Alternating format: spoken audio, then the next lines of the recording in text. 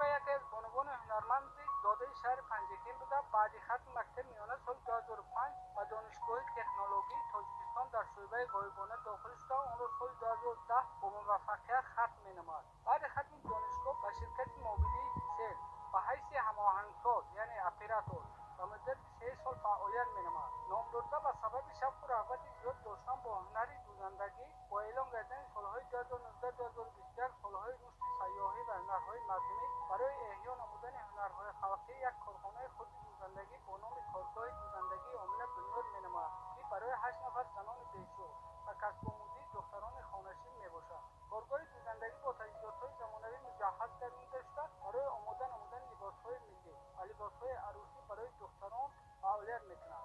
با اطلاع راهبر کارخانه، کارگاه موافق به طلبات و فرمایش بانوان کار و فعالیت می‌کند. از سال 2018 از آن روزی که سالهای رشد دهات سیاحی و هنرهای مردمی اعلام گردید، یک کارخانه خود دوزندگی بنیاد نمودند که در اینجا 8 نفر بانوان کار و فعالیت می‌نمایند. ما در اینجا اساساً با دوختن لباس‌های مردمی مشغول هستیم. در اینجا تمام نمود لباس‌های ملی مردمی دوخته می‌شود.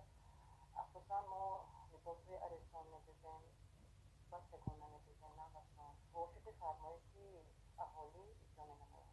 باعث افتخار است که این روزها در تمام کشور با اعلام گردیدن سالهای رشد دهات سیاحی و هنرهای مردمی، هنرهای قدیمی از بین رفته باز احیا و برقرار شده‌اند. من مینتداری خود را به پرزیدنت جمهوری تاجیکستان محترم امامعلی رحمون می‌رسانم که ما زنهای خانه‌نشین با جای کار دائمی تامین گردیده‌ایم.